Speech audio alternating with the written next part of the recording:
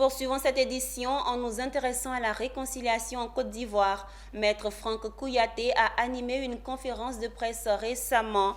3 points étaient à l'ordre du jour de cette rencontre avec les journalistes, dont l'appel qu'il a lancé entre les présidents Alassane Ouattara et Henri Konan Bédié pour une réconciliation vraie afin de donner à la Côte d'Ivoire et aux Ivoiriens une chance de paix. C'était en présence de Pierre Tebeu et Doumbia Ayuba. Pour l'agent d'affaires judiciaires, près les tribunaux et analystes politiques, Maître Franck Kouyaté, il n'y a pas de doute à se faire. Le salut de la Côte d'Ivoire repose en partie sur une entente forte entre le président de la République Alassane Ouattara et son aîné Henri Konan Bédié, président du PDCI-RDA aujourd'hui dans l'opposition.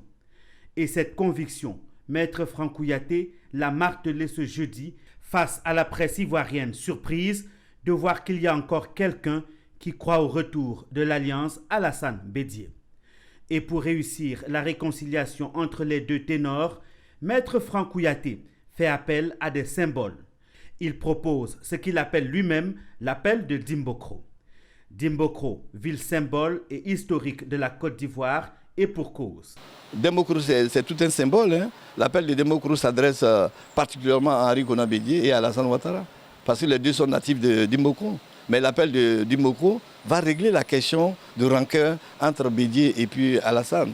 Parce que les deux se battent pour la même cause, pour Houphouët-Boigny. Mais Houphouët-Boigny, c'est Dimbokro qui l'a formaté. Mais malheureusement, le PDCI n'a rien fait pour Dimbokro. Et aujourd'hui, lorsque le président Alassane a fait sa visite d'État, je l'ai interpellé et Alassane a déposé une gerbe de fleurs à la mémoire des morts. Ils sont morts le 30 janvier 1950.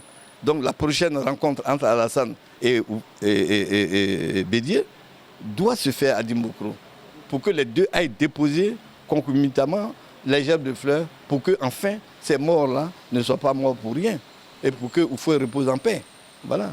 Donc l'appel de Dimbokro, c'est pour recadrer. Et à Dimbokro, vous avez des gens comme Samba Koné Ambroise, qui s'est donné corps et âme pour Houphouët. Vous avez des gens comme Famagoué Diabaté, qui était le petit frère de Lamine Diabaté. Dimbokro, c'est plein de symboles. Les prisonniers de Assabou étaient à Dimbokro, ils ont été libérés en 1966. Bon, Dimbokro, vraiment, c'est plein de symboles. Hein.